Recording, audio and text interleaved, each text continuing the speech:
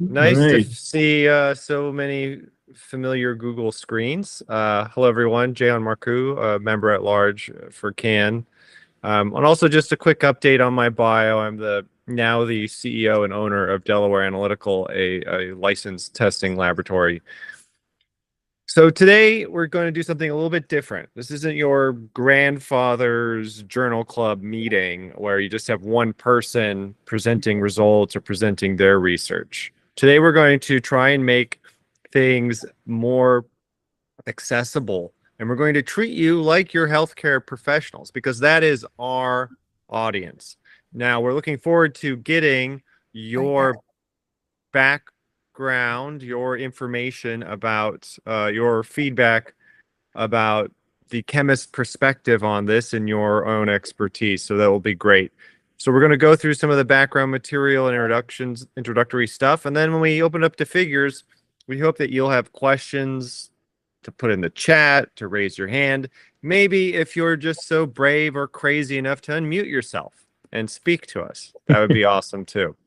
All right, Miss Teresa Simon, take it away. Yeah, no, thanks, Jahan. Phil, do you want to go back? Perfect. Okay. So hello, everyone. Again, welcome to our journal club. We usually tee it off by saying what, as an epidemiologist, I usually say like what the type of study is. So this is a randomized controlled trial where actually the bar is the laboratory. And the researchers are evaluating cannabis on alcohol craving. Leading the discussion is Dr. Phil Molloy. I think already sort of gave him a high-level intro. He actually is a rheumatologist, and he has actually retired, but is still very active in caring for patients despite retiring from clinical practice. He hasn't retired completely. And as Jahan mentioned, he's CEO and has started a laboratory at Delaware Analytical in Delaware. So lots of new things happening. And someone who also joins us usually is Dr. Len Kamen, and he is from Jefferson University, the Moss Rehab Outpatient Center. And he just actually finished his 2-year tenure being president of the Pain Society in Pennsylvania. So next slide. So a little bit about me. I'm the CEO of a company called Physicians Research Center. We have 3 pillars: SALIS, which is our clinical trials, phase 2 through 4 or 5. Let's Info is our analytical pillar where we collect all kinds of data, mostly survey data. We also track adverse events for people who want to report them if they've used hemp or cannabis. The third pillar is really what brings the journal club here. We sponsor Cerium. And it's really designed for the busy healthcare provider who wants to understand cannabis and its derivatives through the lens of science. So we'd like you to join us. Maybe you know healthcare providers, or you want to think like a healthcare provider today, so you can put that hat on.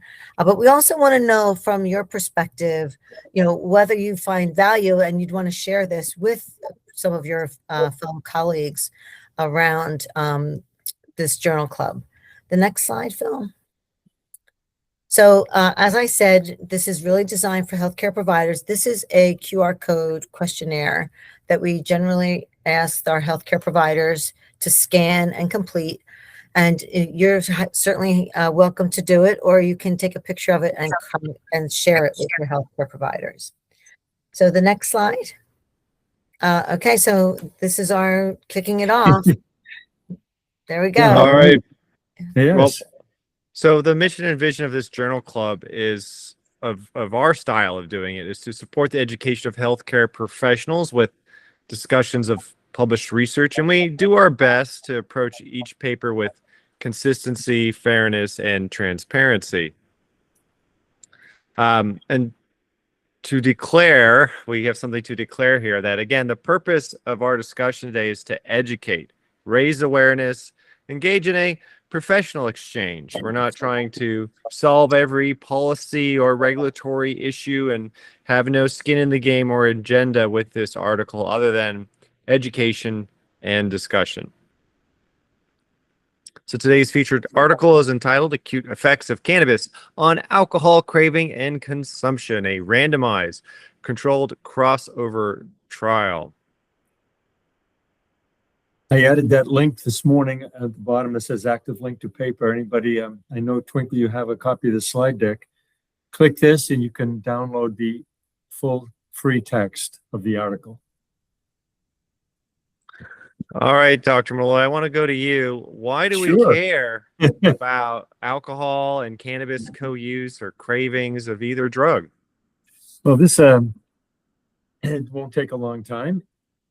Alcohol use disorder. There's the abbreviations on the left lower side. Alcohol use disorder is huge.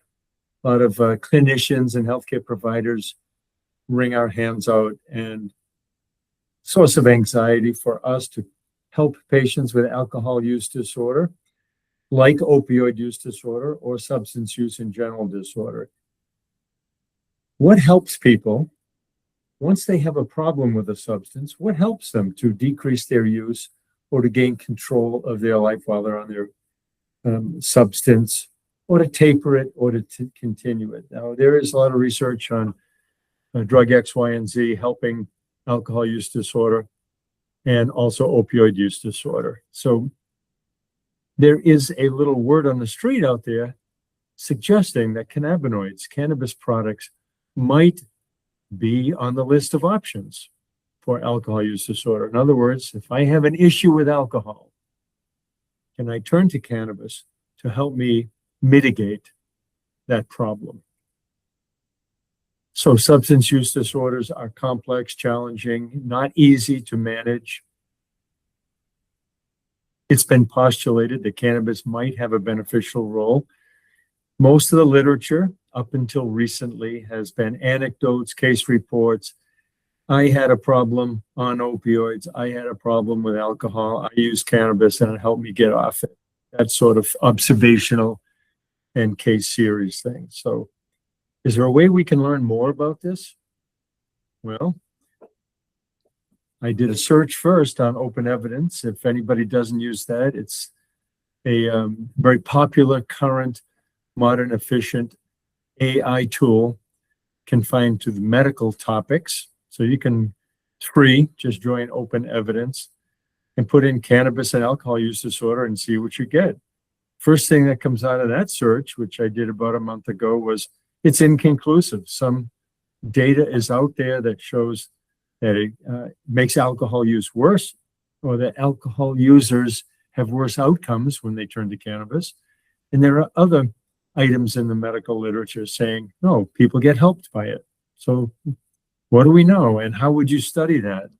Wouldn't it be nice to have a randomized, blinded control study? So this is further background. There are animal studies showing that, as you can see here, we'll just go down to endocannabinoids, THC, CBR receptors in animals can suppress alcohol-seeking behavior and preference. Observational human data, those in AUD treatment, like alcohol use disorder treatment, those who are going to AA or whatever, use self-report that they use less alcohol on days that they use their cannabis or increase their cannabis. And when they take cannabis, this is patient self-report stuff. When they use cannabis in the morning, I drink less later in the day. And there are very small, up until now, there are very small studies. The references at the bottom of these slides are directly in the bibliography of the paper we quoted earlier. And here, this image is an AI generated image, if you can't tell, but this is what it thought the study might look like, because they did have a fake bar in the laboratory where people would self-administer some beverages. We'll talk about the study design in a second, but it did present people with images of alcohol, bottles of alcohol, and things like that. And on the left, you can see some of the literature to date prior to the present study. So this study caught our attention. By the way, we give journal clubs in Syria monthly on various topics that have to do with of interest or controversy. This study caught our attention because it was real world, asked a very practical question. Can cannabis have a role in decreasing my urge or my intake of alcohol?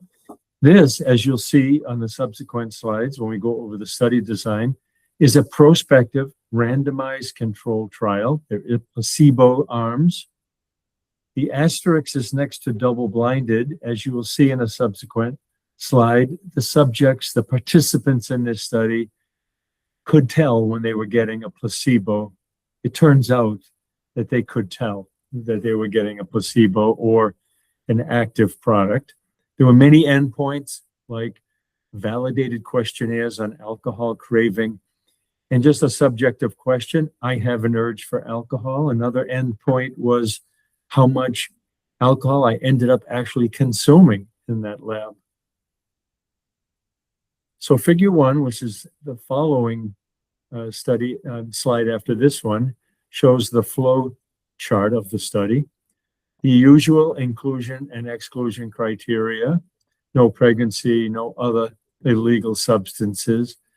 But the last bullet is kind of interesting because when I talked about this paper with someone once, they said, well, did this patient get randomized to the high dose THC? Did they get randomized to the low dose THC? Or did they get randomized to the placebo? And the truth is, they got randomized to all of that. The study occurred over 3 sessions. Every subject was given a higher THC, a lower THC, and a placebo product. And then at least 5 days later, they returned, and in random orders, they were giving something that they were not given the previous visit. So every subject was his or her own control. And how they did it was you had to, you can see this for yourself. You show up for a study date in the lab. You had to abstain from tobacco and cannabis for 15 hours and alcohol for 24 hours. And here's what it looks like. These are the number of patients.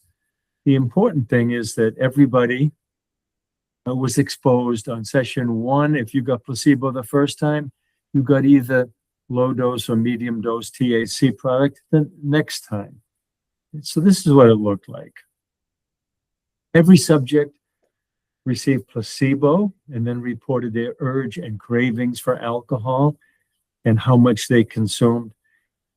And then on a subsequent visit, got the 3.1%, and on a subsequent visit, got the 7.2%. And they were allegedly blinded to that.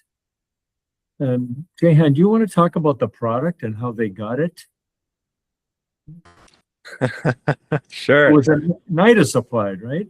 Right. So as you know, these are pre-rolls from the University of Mississippi's cannabis farm.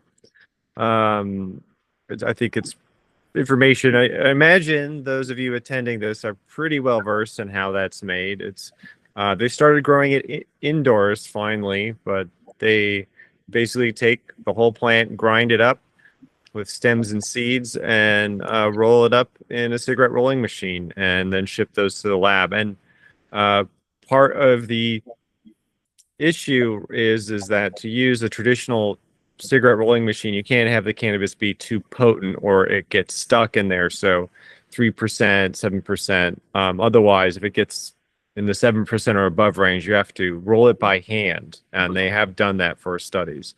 But these are the typical potencies that are available through the government's research supply. And drifting to other topics, cardiovascular and driving and so forth, everyone is aware that THC concentrations are really high nowadays. And you might say, well, these aren't representative. But there's very little evidence that when you get over 10%, there's additional medical benefit. Most of the documented medical benefit is not with the crazy high doses that you read about today. And this was also an ad libitum study for cannabis, right? Yes. So they consume as much. They don't have to smoke the whole joint, so don't worry. There wasn't any cruel and unusual forcing people to smoke a whole joint with the beer. But again, we have to keep that in mind because when people consume products, they typically titrate their dosage. And for this study, it wasn't one of those studies where they had instructions, smoke 3 of these and then call me in the morning. It was use till you've reached your desired level of highness. Yeah. Yeah. And so I think that's an important caveat here. So for me, the percentages don't matter as much because, again, of this ad libitum aspect of the participants using the product to reach a certain effect. If you read the clinical studies out there now on other areas besides alcohol craving, ad libitum is a common feature of the protocol. Smoke till you, like you would normally on a weekend, till you reach your desired effect, because we're all so different. So that's what the real world is anyhow. So here we're back to your bar, Jahan. So you're telling me that if I go in this study, I get $3 for not having your generic beer or whatever? Your drink of choice, but you Yeah, get paid. In this study, you actually get $3 per drink that you decline. I think I could probably make it through 5 or 6 of those mini drinks of my choice. I could probably. Yeah. Depends how long I was in the lab, and Yeah. that. Yeah. So this is the lab, and as you'll see, there are drinks in front of you and alcohol on the mirror behind the bartender. And if you'll see some phrases and terms used on the results slides coming up. Alcohol cue effects and neutral effects. This is an alcohol cue effect. Your desire to drink, your urge to drink is different when you're sitting at a bar and a bartender's looking at you and the wall is full of alcohol and you have a drink in front of you. That's called an alcohol cue. And a neutral cue is you're at your desk, you smoke one of the study joints, and somebody asks you at your desk, not at the bar, what your craving is and your urge for alcohol is. Anyhow, so there are 3 arms, as you know, random order of administration. The primary endpoints are validated in the published literature, the ACQ, the Alcohol Craving Questionnaire. It's out there. There's a subjective tool called the Alcohol Urge. It's just I ask on a scale of 1 to whatever, what is your urge to have the next drink right now? And also the total amount of alcohol in a session, how many do you actually end up drinking? So those are the main endpoints. Just to warn you that the study met its endpoint. The hypothesis of this study is that THC, cannabis, at various concentrations of THC, might have a role in decreasing your urge for alcohol or your craving. That's the hypothesis. Here are the time points. Here are some of the metrics that were done, pregnancy test, biological metrics. It's really common to do heart rate, blood pressure. Subjective effects, do you feel high right now? Craving, urge. And at these time points, as you can see.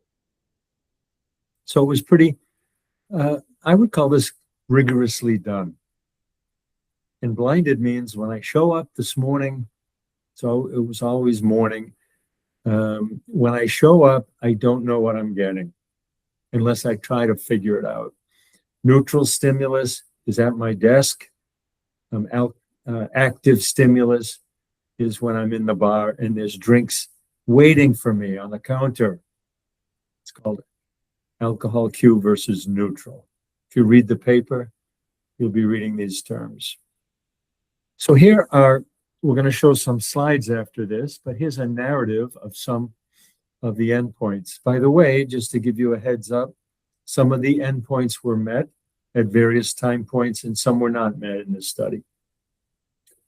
So here are one of the main ones, the 7.2% THC, but not the 3.1, significantly decreased alcohol urge, the second fluid question on a scale of 1 to, forget what if it was 1 to 5 or 1 to 10. Do you have the urge to drink right now? At time 1, the primary endpoint was the ACQ questionnaire. And they did not meet that. The subjective urge and so forth. And the bar lab the amount that you drank was endpoint 3. So let's look at the slides. So this is, you can see from A on the left, the statement that the tool that they used that allegedly is validated out there in the literature about alcohol craving did not discriminate either dose of THC or the placebo. But the urge question, the subjective, more open-ended question, did. So on the right is the urge question, primary endpoint number 2, and on the left is primary endpoint number 1. It's not uncommon for studies like this to meet some endpoints with some of the tools and some of the time points and not others. And okay, yeah, this is the one I wanted to talk about a little Yeah, bit. go ahead. This is a good one. This is where the THC levels peak at about 10 minutes. And for the 7.2% cannabis, they saw like an average of 167 nanograms per mil. This one. And Oh, no. yeah, no, yeah, where you were was fine. All And right. at 3.1% dose, there was about 106 nanograms per mil. But just to give us an idea of, when they're measuring this 12 minutes after smoking, it's at about the 10-minute mark that they looked and saw the peak THC plasma levels. So just in this curve kind of follows the pharmacokinetics in the blood of THC. If I was a participant and wanted to guess and play a game during this at the 12-minute metric, I would say, I wonder if I got the placebo today, or I wonder if I got one of the active products. And based on this slide, I would probably be able to guess. Yeah. Or Placebo, maybe if you were in the room with other participants who got the 7%, maybe you would be able to guess. Yes. Good point. So this is consumption. This is an interesting. You'll notice my two colleagues here that I tinkered with the left-hand side of this slide. And the reason there are two sets of bars on the right is that on a given day, you don't even have to have one drink. You could say, I'll take the 8 possible drinks, I'll take to $24. You're allowed to get $3 each for every drink you don't take. So there were some days when some participants didn't drink and took the money. But anyhow, on the left is the total sample. Did they really consume less alcohol? That is on the right side here. And yes, on the 3.1%, they compared to placebo, they consumed 19% less. And the 7.2% THC, they consumed 27% less. So that's all comers. And that is illustrated on the right side. But we'll say that it's important here is that between the 3% and 7% THC product, there was no significant differences between those active doses. They both decreased consumption relative to placebo, but between themselves, there was not a significant difference. You don't get twice the alcohol decrease for your THC buck, as it were. Although there's a visual suggestion of maybe the blue bar is a little bit lower, but it was not statistically significant. Maybe if they had more participants, it would have reached significance. Who knows? Anyhow, here are, so the comments up top, the two bullets up top are not related to the graph. Let's look at the graph first. Did you feel anxious? Did you feel relaxed? And that sort of thing. So the bottom, the big graph says we're anxious, and it's pretty obvious that the placebo arm, really there's no signal of anxiety, and it looks like there's more anxiety with the higher dose than the lower dose of THC. And did I feel relaxed? Well, you see the results on the right-hand side. And Jahan already talked to you about the THC levels on this slide that peaked at 10 minutes. And it was higher. It was more with the higher dose. And so clearly 3% THC cannabis is superior in relaxing participants than the higher dose. But I don't know if anyone wants to patent that idea of using Remember, low potency cannabis for relaxation. Who knows? remember, this was ad libitum. This was smoke until you get whatever effect you're looking for. Additional highlights, the intervention suggested a dose response. It met some, but not all endpoints. As not surprisingly, you felt like drinking more when you were sitting at the bar than you did when you were at your office.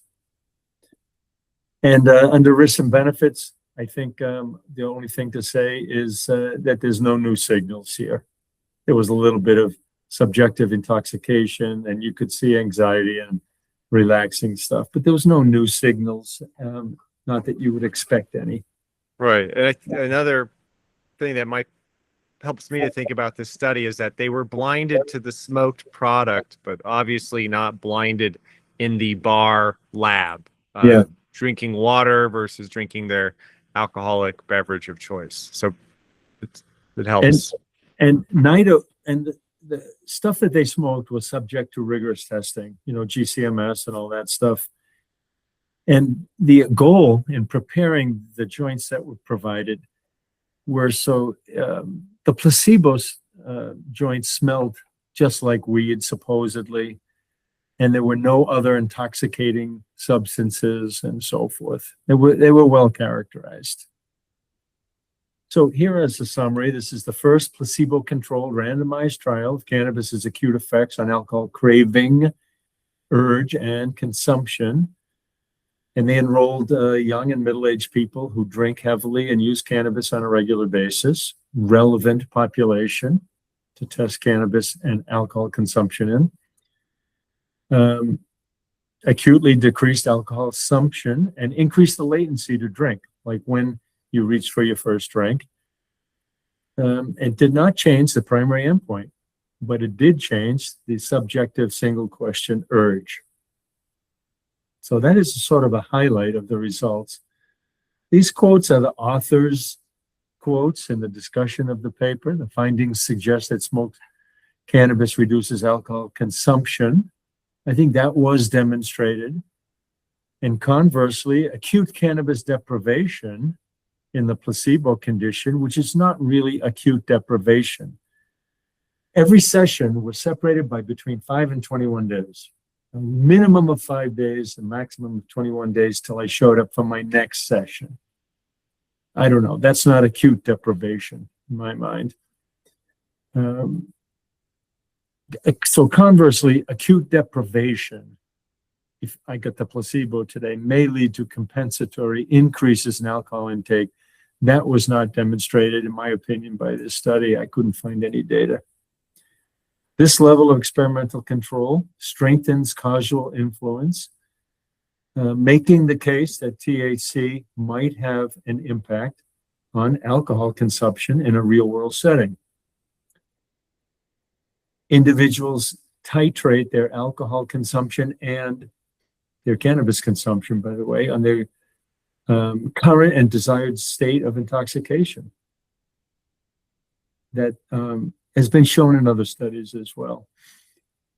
These are important quotes, I think. It would be premature to adopt any of this as policy.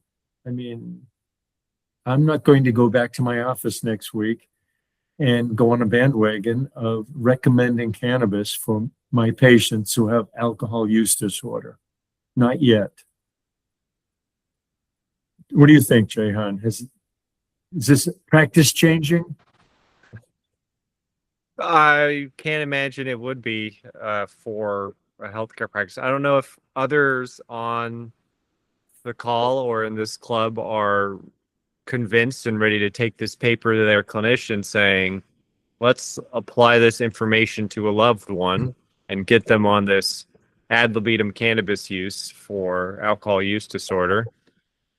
But I think that there's a lot of other factors that perhaps go into it. And I wonder, what is it the cannabis use outside of the bar setting that affects those margins of alcohol use? And I think also timing might play a role too, because there's that old saying, something like, grass before beer. Was it beer before grass? Grass before beer, you're in the clear. Yeah, Something like that.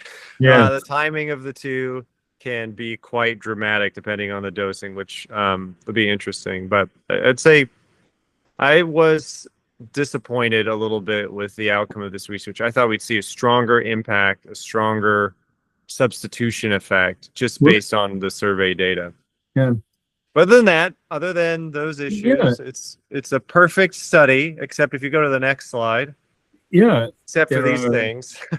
yeah, there are strengths and weaknesses. You can read them yourself. It was well Yeah. done. I want to say, under the strength, I didn't emphasize this enough. Kudos to the researchers for pulling off a placebo arm. I mean, if you give me an active product and tell me you're giving me an active product, depending on my preconceived beliefs about cannabis, I might report a benefit or a side effect before I even take the first puff. That's happened before. But not knowing that you might be getting a placebo makes it a little bit more solid in terms of subject reported outcomes. I would love to get Teresa's perspective. She has designed and carried out a ton of studies, and as a public health epidemiologist, maybe she could give us some feedback here. I mean, Phil and I just think this study is perfect. They couldn't have done a better job with the stuff they had, but maybe you agree with us, or maybe there's some other question they should have asked a certain way. Yeah, so well, thanks, Jahan. I think that for the most part, I'm in agreement with you, right? I mean, it's pretty difficult to, unless you're blinding the alcohol as well, and everyone gets the same alcohol, where it's almost like cough syrup, right? It can't, I mean, so there's lots of ways to blind liquids. We do it with pediatric studies, with like kids medicine, and all kinds of things. So, I mean, you could do it. It would take a lot of effort. So I think that this was very creative in what they did. But to make it better would require a lot of effort. I think that's what I would have to say. I don't know, Phil, what do you think? I mean, that's one of those slides. They could tell when they were high or not high. So I'm not sure how blinded it was. But I know the mind is a very powerful thing. And if I'm expecting either a side effect or a benefit, I'm more likely to experience it. For sure. And I think that there is a different sensation between what you feel with cannabis with what you feel with alcohol. And everyone reacts differently to both, right? So some may react positively to alcohol and negatively to cannabis, and others may react negatively to alcohol and positive to cannabis. So, but that's the whole endocannabinoid system. And so we're on the call with the experts here. So they probably know better than we do in some ways. It'd be great to hear from them. Hey, Twinkle, you have a comment, question?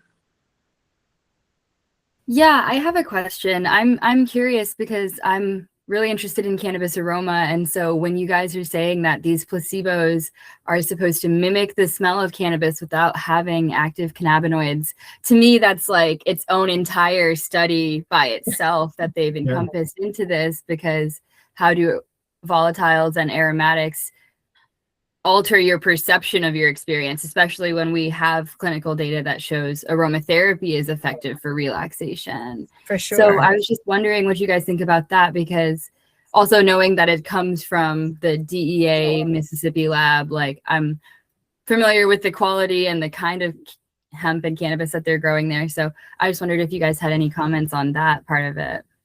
It's a great statement and comment. And I think it has everything that 10 or 20-year-old cannabis would have on it in terms of aroma. So probably a lot of heavy sesquiterpenoids, not a lot of minor ones. So a lot of probably beta caryophyllene and things like that dominant. They do use a chemical process. I'm trying to remember. I don't want to say ethanol, but there's a wash that they do on the material to remove the cannabinoids. And it does keep, according to them, some of the odor as well. But so I think that then there comes the question: is it really a placebo if it has compounds that interact with your brain in it and can alter mood? Is that really a placebo? And there's And I also think another comment in the chat, which is the implications that actually the three of us spoke about, and I forgot to bring up, which is the financial reward for drinks not taken, right? And how does that impact anyone's consumption and experience? Because once you feel like you've had like the lower dose, I think Phil, it's in there, right? The lower doses, some of them start to actually take the monetary, right? Like there's Yeah. some trend, and I don't think it was statistically significant, but there was a Well, trend. Well, personally, I have to say that if I was trying to lose weight and on a diet at the time or something, I would take the money and not the alcohol every time. So that is a factor, right? If you're like, oh, I'm not trying to drink right now. I don't want those extra empty calories. Give me $3, please. Well, Yeah, we have another comment. Was there any thought to using a standardized quantity, 5 or 10 milligram gummies, instead of letting the population control their own intake volume? so that's a great question. And I was Yeah. thinking of that right now, because we started writing a protocol last year Yep. that was going to use gummies, because then you don't have to worry about if it smells like a native wild joint or not, or like the joints I'm used to lighting up. But the researchers in this wanted to test acute exposure. So that sort of means inhaled was the route. They chose the inhaled route because they asked an acute question. And probably less latency to effect, perhaps, Right. too. Yeah, it with would probably the take edible. too long. Right. Yeah. All right. So And then they have the compound of the alcohol and the gummy on top Yeah. of it, which could really create. yeah, you know, what you're talking about is how hard it is to do research on these subjects with cannabis. So we usually finish our monthly journal clubs by saying, wait, there's more. There's a lot that's been published since this study, and there's 2 references and there's 2 more for your own reading leisure if anyone is excited about cannabis. So the last couple slides are just to poke us for what do we say to patients? What do we say when a colleague says, you think this works? Are there legal or ethical considerations in recommending cannabis to our alcohol use disorder patients? We try to prompt our healthcare provider journal club attendees to think about these things when we go back to our settings. Cannabis. And that's it. And this is the last slide. For those of you who copied the QR code or the PRC website, in 2 weeks, we're doing another journal club, and this one is on pesticides and cannabis. This is our next journal club.